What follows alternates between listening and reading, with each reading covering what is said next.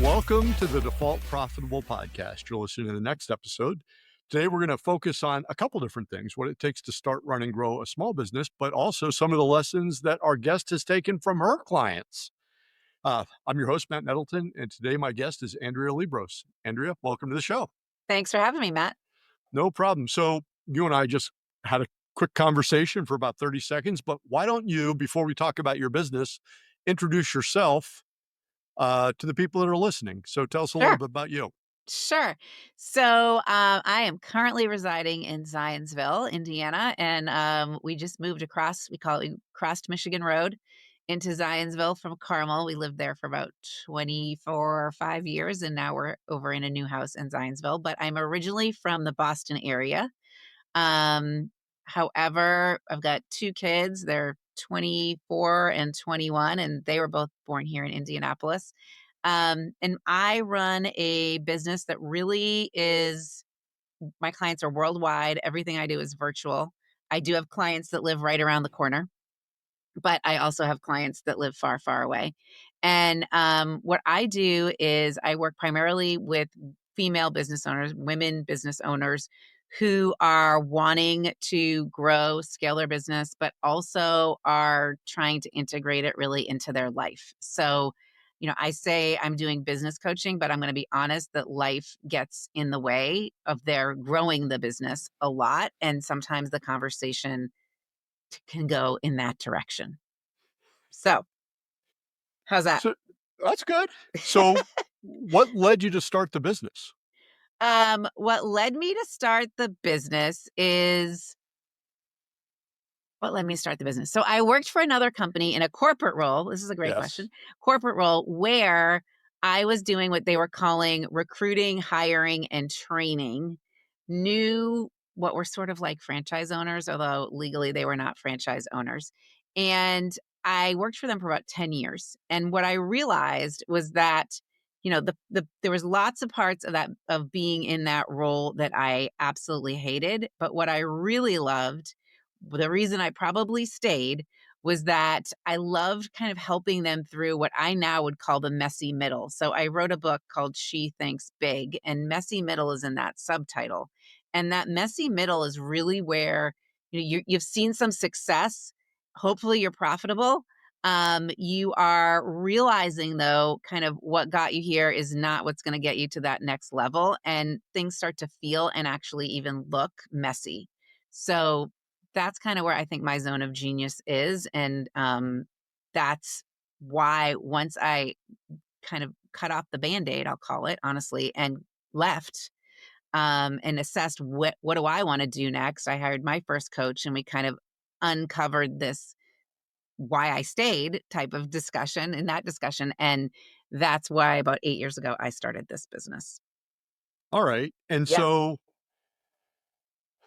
it sounds like you're helping people who get through their entrepreneurial seizure. Yes. Yes. Yes. Or like sometimes there's the book, even the entrepreneurial roller coaster, Yes. Yeah. Yeah. So there's a quote I love to use. Being an entrepreneur is really a journey. Being an entrepreneur is really a journey through in personal development disguised as a fun entrepreneurial adventure, right? It's like it sounds so adventurous, but in reality, it's not necessarily all that. Yeah. Yeah. Yeah. Okay. Yeah. So you're sitting one day, and this is pretty much a common thing, right? You're sitting working for a corporation, Yep. and one day you just wake up and you go, you know what? I think I'm out.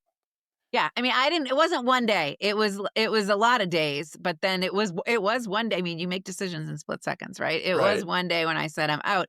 I think if I reflect back on really why I was out because, you know, all of my great ideas, quote unquote, in air quotes, never got put into place. And it really became frustrating. And, I was kind of put in a box, right? Where I had to think small and think in their terms. And, like most entrepreneurs, like, hey, can't I do better on my own? And that's what That's happened. hey, if they can make money doing this, I can make more money doing it right. So true, so true. Yes, Yeah. yes. It's amazing how consistent that story is. So when you started your business, we're in episode 130 something, and Yep. there's been a consistent theme that there's three things that you really need to start a business. The first one is a strategic plan. Yeah. Did you have a plan? I did have a plan. I don't think it was the best plan now in retrospect, and that's something that I do with my clients now in the very beginning. I think why it wasn't so great, um, was that I wasn't necessarily taking that life factor into play, right? So, I wasn't really integrating the business into life, and who I thought I wanted to work with isn't necessarily who I have ended up working with, right? Which is another common thing. But I had a plan, but not a great one.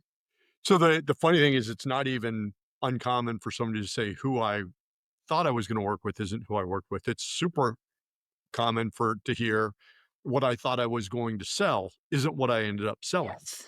It's like Yes. kind of the whole thing. The whole thing. The So whole the thing. the real value as a startup of having a plan is the process of planning, So not true. the plan itself. 100%. 100%. I think if you're doing the process of planning right, it's going to uncover a lot of questions that you might not have answers to in that moment, but that they're now kind of on your radar, right, as you embark, right? So, I think that's a really good part of a plan. Yes. Okay. And the second thing that people say, hey, you ought to have 6 months savings, right? Make sure that Right. you you got to be able to be mentally, financially independent. I'm sure that you had that handled. I'm sure I had that handled. Excellent. Okay. Yes, Just like yes, everybody else. just like everybody else, right? And Or that, assuming that you're gonna you can kinda do this thing on a shoestring, right? You oh, can well, the best is the people who, in one of my interviews earlier on, and he said, he started his business and he knew who his first customer was going to be. So he called the guy up and he said, "Hey, I left. I'm on my own. I'm ready to switch you over." And the guy said, "If I hire you, I get fired. I love you, man, but yeah, you're I on your can't own." It's like, and that's pretty much the entrepreneurial journey in a nutshell. it is, it is. You know, I would whatever you agree. plan doesn't work that way. No, it doesn't work that way. So, Mm-mm.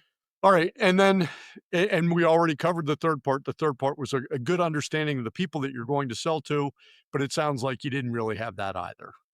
I mean, I had An idea. an idea, but it morphed. It morphed, right? It changed a little bit. Yeah. Um, Going back to the financial piece though, I always find it so interesting when I'm working with someone and I say to them, "Hey, have you ever thought of, if we're not talking about the kind of business that's going to get like VC backing, right? We're talking about something that's different than that. Have you ever thought of, hey, opening a 0 interest credit card and putting these expenses on there and making it a game that you're going to not pay any interest because we're going to make this money back?" And the the number of like deer in headlights kind of eyes I get, speechless. Well, but the problem is the conversations you're having with your clients is they haven't realized that they're not going into the business of what they want to go into. They're in the business of selling what the business Yes, is. I mean, I'm always like, "Hey, there's unfortunately, you have, like, 5 jobs in this, right? Yes. And one, and the most important, is salesperson." Yes. Yes. Which Yes. nobody actually grows up wanting to be. No. Or they think they don't wanna feel icky like that, right? Yeah. That's Yeah. another. Which I always laugh about because I got into sales selling vacuum cleaners door to door. So Yeah, like there you everything's go. been uphill since then. It's everything looks better. Yes, yes. So, what are some of the things when you left the corporate gig and started your own that you were forced to learn that you didn't think would be on your dance card as you ran your own business? Yeah, I think, couple things. I think, number 1, I was forced to learn that I thought I'm pretty good at asking for things or just going out on a limb, but I even had to be more going out on a limb or asking for business. Like, "Hey, can I help you with that?" Not just assuming that they're gonna put all the pieces and figure it out. Um, I think that happens all the time. Well, if they want my service or they want my product or they know where I am. Okay, they do, but did you plant the seed that they should be reaching out, right? Did you ask for business? So I think that rang true more and more as I started to grow my own business. I think another thing that really I've continued to learn, is thinking about the roles within a business. So I always try to think of it as there's the visionary, leader, manager, implementer, doer. And when you start, it's common that you're all five of those things. But if you're going to really grow at some point, you're going to have to take some risk and fill in the middle the middle pieces of the puzzle, right? So that you're not the visionary and the manager, implementer, doer, et cetera. So, and I think just as my business has evolved, I've learned that lesson over and over again. Or thinking someone could or a group of people could fill multiple roles when really that's not the case. It's like too messy that way, or they're not the right person. I think the people management is a huge part of it, and making sure that everybody understands that in a sense that they're always selling, like they're the doer up to the visionary. Um, it's hard to just stay behind the scenes. Well, so there when it's your business, there is no behind the scenes. Correct. I mean, Correct. that's the Right. Right. There right? is no behind the scenes. A So true. and so are there it's interesting that you bring this up, but are there any books that you recommend to people to help them understand what they're getting into? That Other than the one you've written, right, which other than when obviously the one you've written is the one that I mean, everybody that should is the read. best one. It's Yes. 100%. Um, I think the Big Leap is a great book by Gay Hendricks. I think, the Entrepreneurial Roller Coaster book by Darren Hardy, that's a good one. I don't think that there's one amazing book because I think because business is really mindset and systems together, right? So I think it's 80% mindset and about 20% systems. That would be my recipe. Think you're a Um, little high on systems. I'm a little high. What do you think? What would your percentage be? It would be like 95% how you frame the situation mentally and 5% how you actually execute. Okay. I mean, Because I what even like most that people recipe better. what most people miss is that they think about the problem wrong, and it doesn't matter what they execute on because they're fixing something that's either not broken or Not not important important. enough to need fixed. So who So true. cares, right? Yeah. So I think, but that's so interesting though, is I'm sure this happens to you. People come to you and they say, Matt, what do I need to do? Right? They're all in on the action piece, right? What do I Yes. need to do to fix this? Or I mean, they don't know. That's assuming they think there is a problem. But what do I need to do? And they completely miss out on the what do I need to think part. Yes. Like Yes. that is right there in a nutshell. I mean, that's 99% of what I do. I help them think about things in a different way. Yes. Yeah. Yeah. So when somebody comes to you and they say, "Hey, I work for the big megacorp and I'm thinking about starting my own gig." Mhm. You've done this. It looks easy. I should just do this. How do you frame that conversation up? This is usually it's a friend Yeah. I and just had this conversation like 30 minutes ago. yeah, Literally, and literally. okay, well then yours probably because I'm my every time I have this conversation, I feel like it's a friend who ambushes me when I've got a fresh beer, and they're like, "Hey, what you do seems really easy. I think I'm going to do it. Where should I start?" And I'm like, "Oh, here we go." here we go. Here Right. we So go. tell me, how do you frame that conversation? Um, well, I think owning your own business is awesome. So that's number one. But Yes. and not but and I really try to remind them of the fact that they have to get super de duper comfortable with uncertainty and the unknown. I mean, that is where the discussion goes. Yes. And then they kinda say to me, "Oh, yeah, I know, you never know what's gonna happen, totally true," and I kinda go back, "No, no, no, no, no, no, no, no. Are you okay feeling overwhelmed? Are you gonna be okay feeling frustrated? Are you gonna be okay, Not just hearing no, because I think they already have gotten, like, they know that part, but are you gonna be okay when things feel super confusing or the check is not in the mail or The right? skinnies. This yeah, yeah, like, Yeah. this is so and then they might say, "Oh, I can do hard things. I know I can do hard things." I'm like, "Okay, but this is sort of beyond hard. This is gigantic hard." And I mean, I don't wanna dissuade them, but that is where the conversation goes because ultimately they have stayed wherever they have stayed. Part of the reason, 99% of the time, is because of the security of it, Right. right? And whatever that looks like in terms of compensation or benefits or whatever it is, or the flexibility, that's another great one. I'm staying here because it's really super flexible. I'm like, Yeah. okay, 99% of jobs out there have some flexibility now, but Yeah. all right. Um, so I don't want to just rain on their parade, but you know, you got to think about the rainy days. Well, so let me, and I'll bounce this off you since you're in a Yeah. similar world. I typically just say, let's start with this. If you want a stapler, how do you get a stapler? And they're like, well, I just turn in a form and then my secretary, Gets the stapler. she sends it somewhere. And then like 2 days later, I get a stapler. It's on my desk. Yeah. I'm like, okay, well, here's the way it works in the real world. If you want a stapler, you drive to Staples Yes.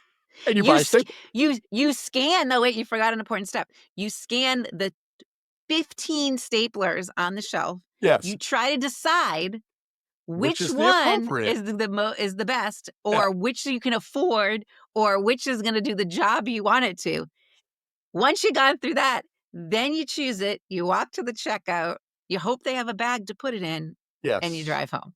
Yes. Yes, right? Like, there's that part of it. Yeah. All Yeah. right.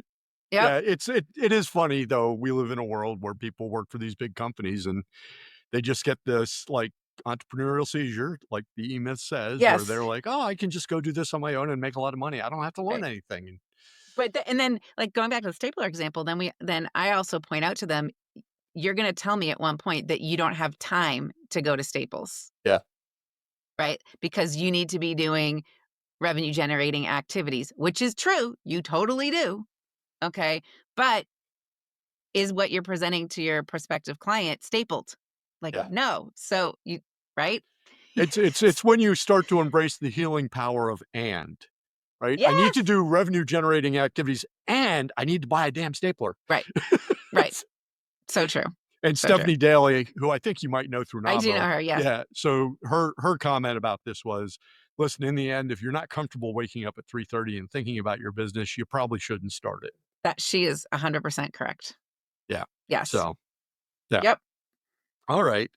So, if 2025, Andrea, could go back to 2017, Andrea, sit down next to her on the couch and say, "Listen, 8 years in the future, I'm just gonna tell you it all works out fine. But as you start the business tomorrow, here's the one thing you need to focus on." What would that one thing be? What would that one thing be? I think the one thing that you need to focus on is I was gonna say 2 things. You're only giving me 1 thing. I think keeping yourself in the right headspace, or I like to say how you manage your time is a complete reflection of how you manage your mind. So, you need to get really good at managing your mind. It is not about time management, it is not about productivity, it is not about a planner, it is not about asking 62 other people what they think, right? And you gotta get good at making decisions fast and confidently. Yeah. Which I appreciate that you did not say good decisions or accurate decisions. No, because like, we There's don't no really such thing. there's no such thing. That's a or, I mean, people like, I just wanna make the right decision." Yeah, there isn't one. Yeah. Here's the good news is there isn't one, so let's Yeah, just make the the bad decision. news is you just Yes. don't know what the consequences of your wrong decision are. Right, which are like that's the embracing the unknown part, right? Yes. So, Yeah. yeah. Yep. So that's what I would say. I mean, I could say tons of things. Sometimes I say you have to get really good at feeling every emotion out there, like the whole gamut. You get really good at that. So, because that's All what right. happens. Any other, I mean, that's a quick 20 minutes, but any other uh, advice, hints, tips you would throw Yeah, out to a new business owner? I think like you got to do a little gut check and ask yourself periodically, am I having fun? Like, am I having fun? This should be in a at times, not every time, but there should be some fun and enjoyment in it because if it's not, then it's definitely not gonna work in the end. Yeah, nobody signs up for a long-term death march with No. cocktails. No, right? So, but that it is on you to create that. This business is gonna have to come in from internally you. Like, no one's out there to rescue you, Yes. right? So, um you've gotta really keep working on you and it's really like personal development as just as much as business development Yeah. or professional develop like, what are all those other things, like, you have to keep checking in on yourself. Yep. All right. Don't go it alone. That would be my other do not go it alone. And now that's interesting. So obviously, one of the things I tell people is never ask a barber if you need a haircut. And Right. when they say to me, "Oh, do I need a coach?" I'm like, "Really?" Really? Right. I mean, this is what I do. Yeah. Um, but when you say don't go it alone, what is your rationale behind that? I think that, you know, if you think about anyone out there that would and I'm putting in air quotes, that is successful, I mean, no one out there is doing got to where they have gotten without having some sort of support system. And I mean support system in the sense of someone that's gonna kinda tell it like it is, give you their you're inside your own peanut butter jar kinda stuck in there, and you can't read the label, so you gotta have someone that's gonna help you read the label, someone that's gonna kinda give you some tough love with a smile, like that kind of support. So it's probably not your spouse or your mom or your best friend or even the person that you used to work with, right? It's someone that's got some outside perspective and that's kind of an expert in supporting you.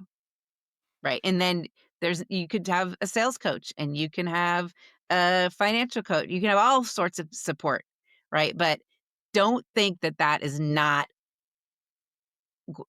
don't think that you can do it without that. That is a necessary expense that is never gonna go away either. That's the other thing.